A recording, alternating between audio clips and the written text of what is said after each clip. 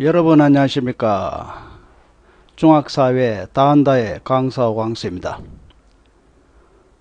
오늘은 중학사회 7단원 개인과 사회생활 단원을 학습해 보도록 하겠습니다. 이 단원은 세 단원으로 구성되어 있는데, 첫째가 사회와 청소년기, 두 번째 사회적 제어 역할, 세 번째 사회 집단입니다. 오늘은 첫 번째 시간으로 사회화와 청소년기에 대해서 학습하겠습니다. 이 단원의 학습 목표는 사회화의 의미와 과정을 이해하고 사회화 과정에서 나타나는 청소년기의 특징을 알고 여러분들이 설명할 수 있으면 되겠습니다. 먼저 사회화의 의미와 특징에 대해서 학습해 보도록 하겠습니다. 사회화의 의미를 공부하기 전에 먼저 인간의 특징에 대해서 한번 알아보겠습니다. 자, 네모 안에 인간의 특징을 나타내는 단어나 어조를 한번 생각해 볼 수 있도록 하겠습니다. 인간은 뭐뭐다 또는 이다입니다. 자, 첫째로, 여러분들 인간은 이런 모습으로 다니진 않죠. 인간은 이렇게 다니게 됩니다. 즉, 인간은 두 발로 걷는 존재이다. 이렇게 하나 예를 들어 볼 수 있습니다. 그래서 인간은 두 발로 걸어 다니는 직립보행을 하는 존재라는 게 인간의 특징이죠. 자, 두 번째는 자동차네요. 인간은 자동차다? 이건 아니겠죠. 인간은 어떤 것을 이동할 때는 차를 타고 다니면서 이동합니다. 차를 타고 다니는 존재이다. 즉, 도구를 사용한다는 겁니다.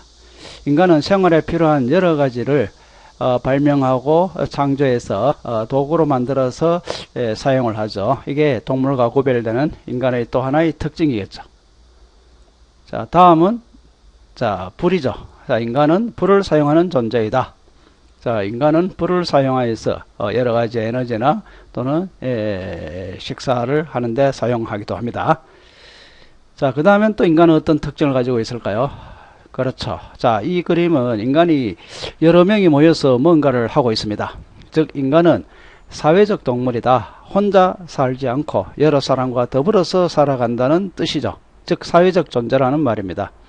이 말은 그리스의 철학자 아리스토텔레스가 한 말이죠.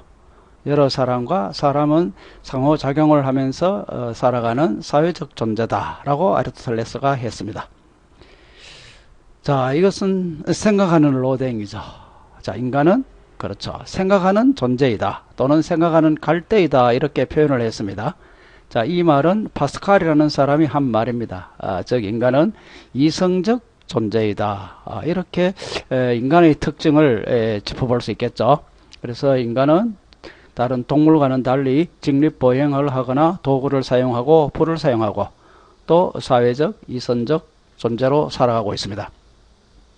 여기에서 인간은 혼자 살지 않고 사회적 존재로서 살아간다는 거죠. 즉, 사회적 존재로 살아간다는 말은 다른 사람과 더불어서 살아간다는 말입니다.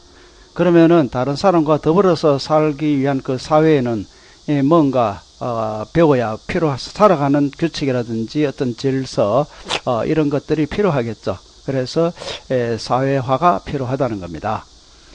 자, 그러면 사회화가 뭐냐? 즉, 한 개인이 자신이 속한 사회에서 살아가기 위해서 언어, 규범, 가치관 등을 배워나가는 과정을 우리는 사회라고 합니다. 자, 이 사회화가 왜 필요하냐? 사회화의 기능은 이 개인적 측면에서는 자기의 어떤 개성, 자아를 형성하거나 또는 사회생활에 할 수가 있고, 우리 사회적 측면에서는 우리 사회가 유지되고 발전되는 이런 기능을 가지고 있습니다. 여기서 자아라는 말은 다른 사람과 구별되는 자기 자신에 대한 인식이나 생각을 우리는 자아라고 합니다. 자, 그러면은 이 사회화 기관에 대해서 알아보겠습니다. 그러면 우리는 이 사회의 존재로서 사회화를 어디서 배우는 데가 있겠죠. 한 개인이 사회화를 하는데 도움을 주는 개인이나 집단 또는 기관, 이걸 우리는 사회화 기관이라고 합니다. 여기에서 우리는 사회적 존재로서 여러 가지 것들을 배우게 되겠죠.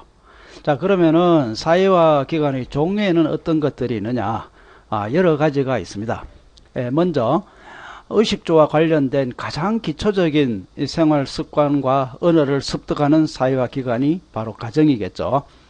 주로 이때는 유아기 때 주로 이 사회화 기관에서 개인의 어떤 자아나 형성에 가장 중요한 역할을 하는 기관이라고 할 수 있습니다. 그 다음 또래 집단은 놀이를 통해 집단에서 필요한 규칙이나 질서를 익힙니다. 친구들과 놀면서 협동심이라든지 경쟁심이라든지 이런 여러 가지 질서를 또 익히기도 하죠. 자, 또래 집단은 여러분들 아동기 때 가장 중요한 사회화 기관이라고 할 수 있겠습니다. 그 다음 체계적으로 사회생활에 필요한 규범이나 지식, 가치 이런 거를 체계적이고 조직적으로 배우는 것이 바로 학교죠. 주로 이 청소년기 시절에 많이 이루어지는 사회화 기관입니다. 다음은 업무 관련 지식이나 기술 또는 이 직장생활 태도 등 이런 것들을 성인이 되어서 직장에서 우리가 다시 이 사회화를 하게 되겠죠. 다음은 각종 이 정보를 우리 제공받는 곳, 주로 이 대중매체입니다. 뉴스, 텔레비전, 인터넷 이런 걸 통해 가지고 우리가 필요한 여러 가지 것들을 우리가 정보를 제공받고 있습니다. 이 대중매체는 전영전기에 영향을 끼친다고 할 수 있겠고, 또 현대사회에서 가장 큰 영향력을 행사하는 사회화 기관이라고 할 수 있습니다. 자, 사회화의 의미와 기능, 사회화 기관에 대해서 알아봤습니다. 다음은 재사회화에 대해서 알아보도록 하겠습니다. 재사회화는 무슨 말이냐면은 변화된 새로운 사회에 적응하기 위해 필요한 지식 등을 새로 습득하는 것을 말합니다. 이미 사회화를 시작을 했는데 사회가 갑자기 변화가 됐습니다. 그러면 그 변화된 사회에 또 뭔가를 배워야 되겠죠. 적응하기 위해서는. 이걸 우리는 재사회라고 합니다. 자, 사례를 통해서 재사회화에 대해서 알아보겠습니다. 먼저 사례 1은 미국에 사는 마리아 가족이 이 우리나라가 좋아서 한국으로 이민을 왔어요. 자, 마리아는 미국에서 학교를 다니면서 사회를 하고 있었습니다. 그런데 한국으로 이민을 왔기 때문에 미국에서 배운 사회화는 한국과 맞지 않겠죠. 그래서 한국의 새로운 변화된 한국 사회에 대해서 새로 배워야 됩니다. 그래서 한글을 새로 배워야 되고 한국 문화 등을 새로 배워야 되죠. 이것을 재사회화라고 합니다. 즉 마리아는 미국에서 사회화를 하다가 한국으로 왔기 때문에 다시 사회화가 필요하죠. 이걸 우리는 재사회라고 합니다. 다음 사례입니다. 70년대에 농사를 짓던 농부 아저씨가 70년대에는 소로 또는 인간 노동력으로 농사를 지었어요. 그런데 현재는 이안기라든지 기계가 보급이 됐습니다. 또는 드론으로 약을 치고 있죠. 그러면 이 농부는 옛날 방식으로는 농사를 지을 수 없습니다. 그래서 드론 사용법이라든지 이안기 사용법이라든지 다시 농사 짓는 방법을 배워야 되겠죠. 그래서 이것을 우리는 재사회라고 합니다. 그래서 변화된 새로운 사회에 적응하기 위해 필요한 지식 등을 새로 습득하는 것을 재사회화라고 한다. 그래서 여러분들은 사회화와 재사회화의 의미를 구별해 둘 수 있도록 해야 되겠습니다. 다음은 이 사회화 기간 중에서 인간의 시기 중에서 청소년기의 사회화가 상당히 왠지 중요할 것 같죠. 그래 청소년기 사회의 중요성에 대해서 한번 알아보도록 하겠습니다. 자, 여러분 청소년기 하면은 언제를 청소년기라고 하나요?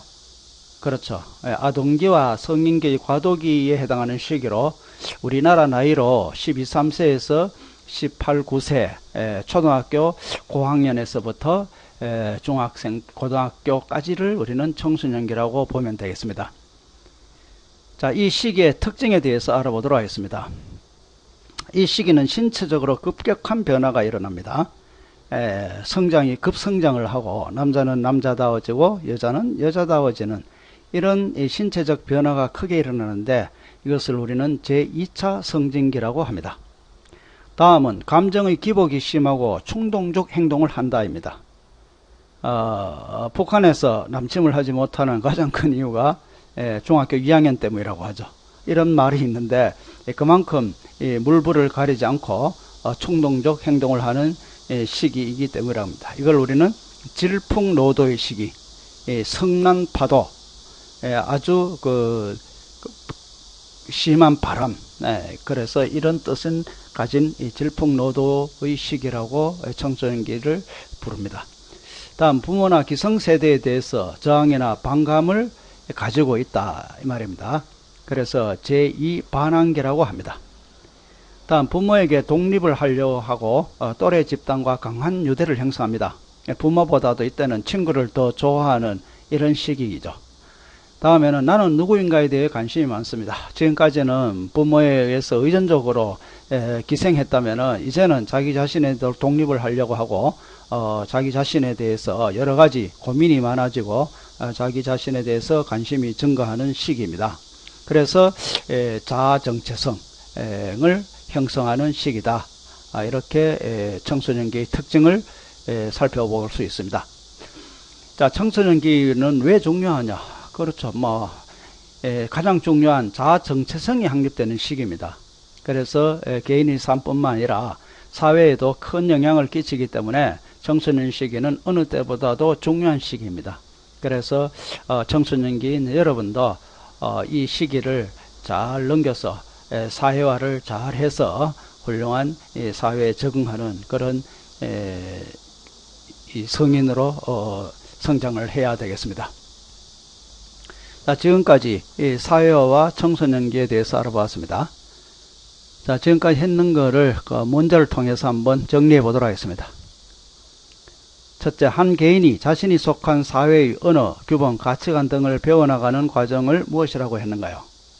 즉, 사회화. 2번, 변화된 새로운 사회에 적응하기 위해 필요한 지식 등을 새로 습득하는 것을 무엇이라고 하는가? 네, 재사회화라고 하죠. 세 번째, 의식주와 관련된 가장 기초적인 생활습관, 언어를 습득하는 사회화 기간은 그렇죠, 가정입니다. 주로 유아기 때 많이 이루어지죠. 네 번째, 각종 정보를 제공, 현대사회에서 가장 큰 영향력을 행사하는 사회화 기관은 그렇죠, 대중매체입니다. 다음은 체계적 사회화가 이루어지고 자아 정체성을 확립하는 시기는 언제냐? 그렇죠, 청소년기 시절이다 이 말입니다. 자, 지금까지 배운 그 내용을 정리했습니다. 사회화의 의미를 배웠고, 사회화의 기능, 개인적 측면과 사회적 측면으로 나누어 공부를 했고, 그 다음에 사회화의 특징은, 사회화는 특정 시기에 이루어지는 게 아니라 평생 동안 이루어졌습니다. 그죠? 유아기 때부터 성인기까지, 죽을 때까지 끊임없이 인간은 사회화를 해야 됩니다. 그 다음, 사회화 기관은 여러 가지 있었죠. 가정, 또래 집단, 학교, 직장, 대중매체, 이런 사회화 기관이 있었습니다. 이 중에서 가장 기초적인 사회화 기관, 기본적인 살아가는 데 필요한 것을 배우는 게 가정이었고, 또 그리고 가장 조직적이고 가장 체계적으로 사회생활에 필요한 것들을 배우는 것이 바로 학교였다. 그리고 현대사회에서 가장 큰 영향력을 끼치는 사회화 기관은 대중매체이다. 이런 것들을 우리가 배웠습니다.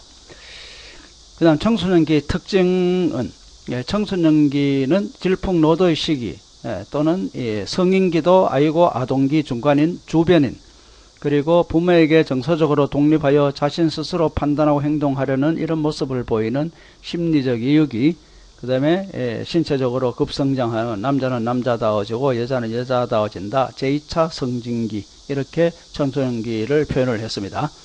그리고 그 밖에도 지적 능력이 높아지고 추상적 논리적 사고가 가능해지고 미래에 관심을 두고 또 합리적 사고도 나타나는 이런 시기가 바로 청소년기가 되겠습니다.